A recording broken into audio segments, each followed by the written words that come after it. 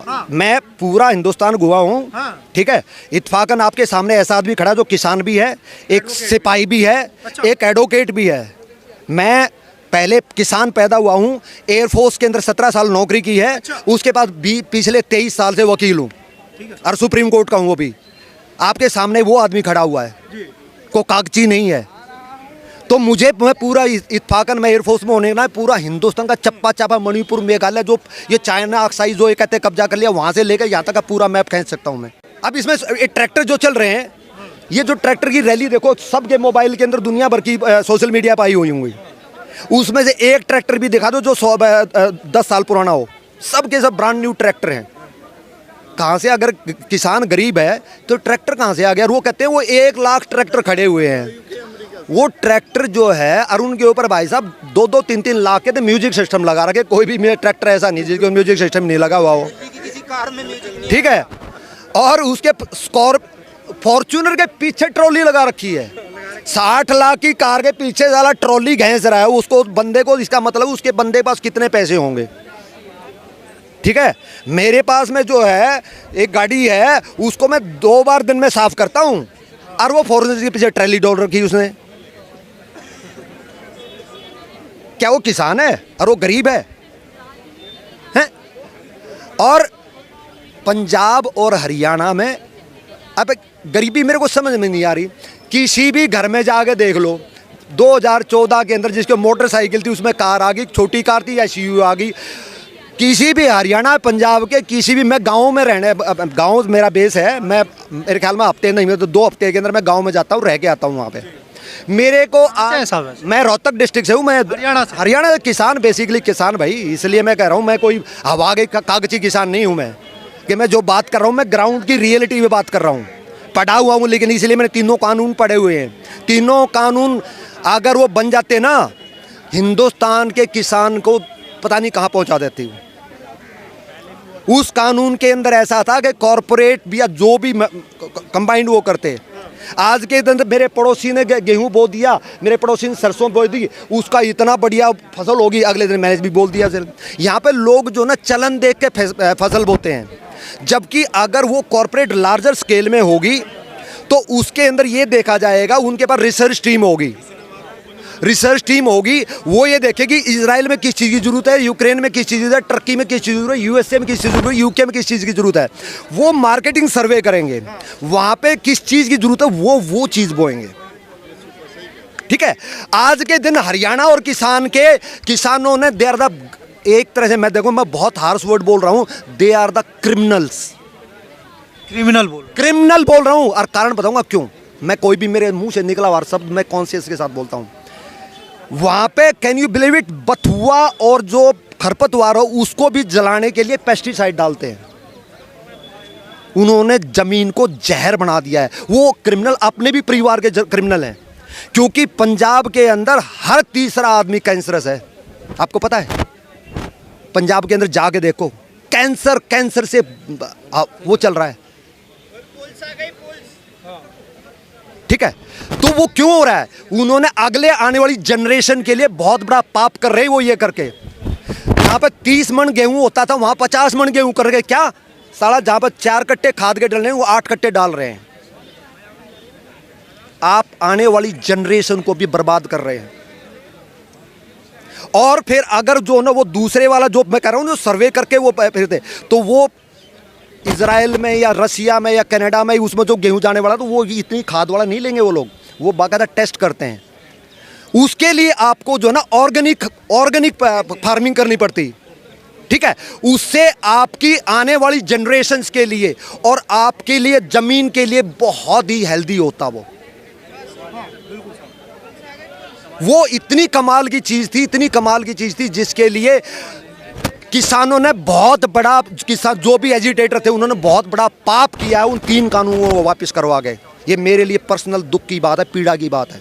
चलिए साहब, आपकी बात सही है। आपने कहा कि MSP में इतना बड़ा पंगा है कि अगर सरकार लागू कर दे इसको, कोई भी सरकार नहीं ला सकती। वो राहुल गांधी ने आज बोला है कि हम MSP गारंटी दे उस, अब मैं क्या बताऊं, उस प्रभु कहाँ से उसको ज्ञान आता मुझे नहीं पता। वो मेरे को एक बार सामने बता दो कैसे MSP को लागू कर देंगे। लागत उसको उसके बड़े बड़े कपिल सिब्बल रोज बड़े बड़े ज्ञाता है मेरे सामने बैठ के बता दे, अब वो एमएसपी को लागू कैसे कर देंगे, गारंटी को कानून में कैसे ला देंगे। बात किसानों की समझ में क्यों नहीं आती? ताऊ देवीलाल ने एक चीज कही थी बहुत बढ़िया, बोलता इनको समझा नहीं सकते, इनको बहका सकते हो, अरे इनको अभी बहकाया हुआ है तो इनको समझा नहीं सकते आप। सरकार ने बहका रखा है। नहीं नहीं नहीं, जो सरकार नहीं, जो अपोजिशन, अच्छा, ठीक है। और बड़े बड़े जो कुछ मालूम है, पंजाब में हरियाणा में एक चौधर पड़ेगी, खास करके जाटों के अंदर एक खुनक होती है, चौधर चमकनी चाहिए, मेरा झंडा ऊपर आना, मेरी पगड़ी सब जो ऊपर रहनी चाहिए, उसके बाद में भाड़ में जाओ जोरे, ठीक है। उनके पास में इतनी कैपेसिटी, इतना पैसा उनके पास में, वो 100 आदमियों को 10 ट्रैक्टर इकट्ठे करके, उन 100 आदमियों को इकट्ठे करके 6 महीने यहाँ पर बॉर्डर बैठा खिला सकते हैं। जो आप क्या सोच रहे थे, जो बॉर्डर पर बैठे सारे किसान थे, उसके लिए थे, उसमें मैक्सिमम ऐसे थे, मैं जानता हूँ रोहतक हरियाणा सोनीपत से, रोहतक सोनीपत जज्जर से था, जो गांव के मोस्ट डिफाल्टर लोग थे, मेरे गांव से, मैं रोहतक डिस्ट्रिक्ट से हूँ, मोस्ट डिफाल्टर लोग थे वो, जो है ना वहाँ पे जो है ना बॉर्डर के ऊपर बैठे हुए थे। अब ये कह रहे हैं 750 किसान शहीद हो गए। एक को तो मैं जानता हूँ जो कि शाम को शराब पी करके बहादुरगढ़ नाले के अंदर स्लिप कर गया, क्योंकि इतनी पी ली उसको होश नहीं रहा, वो नाले के अंदर स्लिप हुआ है, उसके अंदर से उसको निकाला नीचे, तो जो उसकी जो ना काली मुर्गी बनी हुई थी, अच्छा, ठीक है, गंदे नाले में पड़ा हुआ था, वो निकाला, उसको पोस्टमार्टम किया, पोस्टमार्टम जाके पढ़ लो, उसका जो है ना वो डूबने से मरा है, शराब उसके बॉडी के अंदर पूरी की पूरी थी। अब वो भी शहीदों की कैटेगरी में डाल दी, तो भाई मुझे समझ में नहीं आता, फिर शहीद जो बेचारे बॉर्डर के ऊपर शहीद हो रही है तो उनके लिए भी गाली है। अगर इन लोगों को भी शहीद कहा जाएगा, है भाई, फौज ने, अरे हिंदुस्तान का जहाँ से 26 जनवरी को प्रधानमंत्री झंडा फहराता ना, वहाँ के ऊपर वहाँ पे जो ना खालिस्तान का झंडा फहरा दिया, लेकिन दिल्ली के होम मिनिस्टर ने, हिंदुस्तान के होम मिनिस्टर ने और हिंदुस्तान के प्रधानमंत्री के सख्त आदेश थे कि किसी भी किसान नाम, क्योंकि चाहे वो किसान हो या ना हो, लेकिन नाम तो किसान का चल रहा है ना, कि उसको डंडा भी नहीं मारना है। तो क्या लग रहा है, आपने देखा होगा कि कितनी वो उसकी जो लाल किले के चारों तरफ जो कितनी गहरी 20-20 फुट 25-25 फुट की डिच है, उसके अंदर सिपाही जो ना पुलिस के फौज, इसके जो ना दिल्ली पुलिस के सिपाही बेचारे जंप कर करके अपनी जान बचाई है, लेकिन किसी ने भी उनके ऊपर डंडा नहीं उठाया। और फिर ये कह रहे हैं कि किसान मरवा दिए 750। अपनी आंखों पर विश्वास करो, अपने दिमाग पर विश्वास करो, परमात्मा ने दिया है, किसी गधे पर विश्वास मत करो। क्या लग रहा है कि ये वास्तविक आंदोलन है, एक सुनियोजित आंदोलन? ये तो पॉलिटिकल है, मैं बता रहा हूँ ना। सबसे पहले जो पंजाब से चला था ये, उसकी लिस्ट उठा के देख लो, 18 ऑर्गेनाइजेशन चली थी, 17 कम्युनिस्ट, और कम्युनिस्ट आपको हर किसी को पता है, वो इस हिंदुस्तान बेड़ा गर्क हो जाए, उनकी रोटी चलती है खूंटा ठोकने से, ठीक है ना। उन्होंने खूंटा ठोकने में मजा आता, कितनी फैक्ट्रियां बंद करवा दी इन्होंने, कितने बर्बाद कर दिए उनको, लेकिन बेचारों को, गरीबों को उनको पता नहीं रहता, जो मजदूर उनको पता नहीं रहता है, ठीक है ना।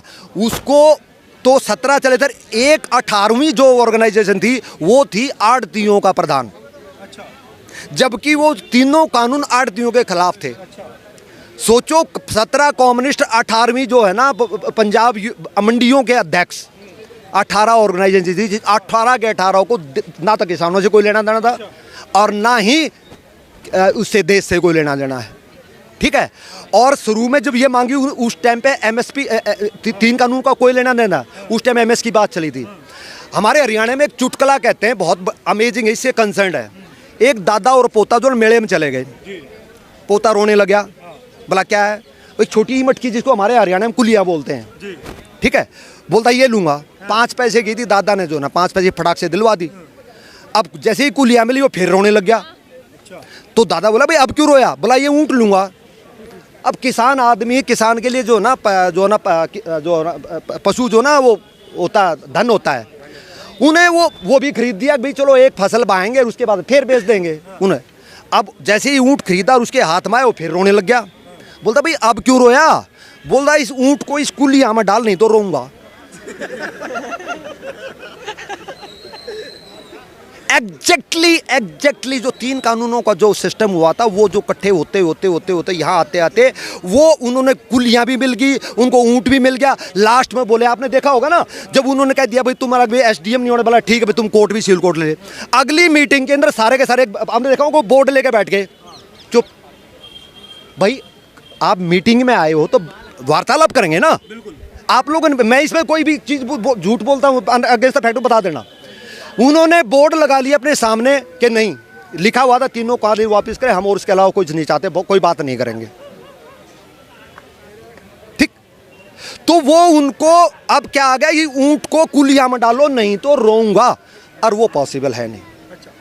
तो समाधान क्या है साहब? किसानों को जो ये समस्याएं लेकर के आए, आप एक तरफ कह रहे हैं कि ये लोग सब अमीर किसान हैं, चलो मान लेते हैं अमीर है, मान लेते हैं, दिखाई दे रहा भाई। लेकिन एडवोकेट साहब ये बात तो उन गरीब किसानों की भी कर रहे हैं ना, जिनका कर्जा माफ होना चाहिए, जिनको होना चाहिए, क्यों होना चाहिए भाई? अच्छा, जब सरकार वादा क्यों करती है चुनाव मेरी बात में? सुनो, हाँ। मैं पूरा हिंदुस्तान घुमा हूँ, हाँ। ठीक है, इत्फाकन आपके सामने ऐसा आदमी खड़ा जो किसान भी है, एक सिपाही भी है, अच्छा। एक एडवोकेट भी है।